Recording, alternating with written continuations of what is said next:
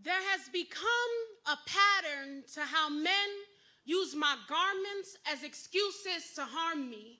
Age 8, I wanted to be the Debbie Allen of DC, but while I danced as if only God was watching, a man watched as if God couldn't even see him. He said, "You shaking that skirt like you're ready to take it off."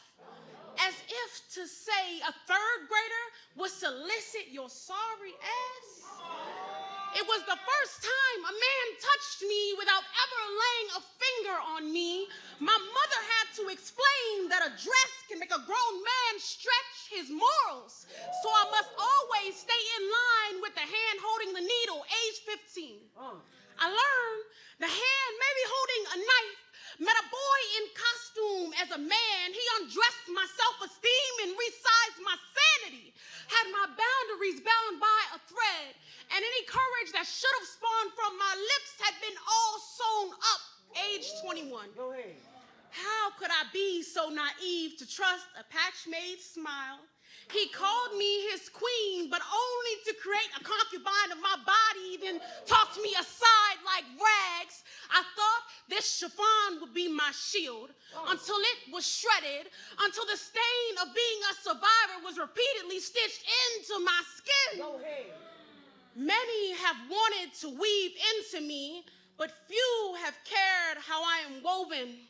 Men have always desired to touch me, but few have discerned how to hold me. And this pattern doesn't begin nor end with me. Even a Wisconsin judge told a 15-year-old girl, women, as sex objects, should stop teasing the impressionable men that react. To that I say, cut the bullshit. The truth is, the fabric of this nation is interwoven with this idea that the taper of our threads was meant to tease. And I just get tired. How am I to tell my sister that every look will slay the runway when it has only left women slain in alleyways? How do I teach my daughter she is always the main prize when you've determined her only an accessory? And how do I keep telling myself to wear my heart on my sleeve when I know you'd rather rip me at my seams? Too many times I've been told I was meant to be just a body, or rather underneath a body. So before they can ravage me, I'll rip it off.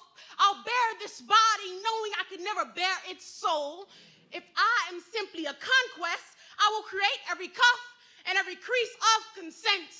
And to the next man who dares to hook his eyes or his dirty fucking fingernails into me, I'll hem him up between life and death. I'll be wrapped up in wrinkles of rage until they color me a dying woman.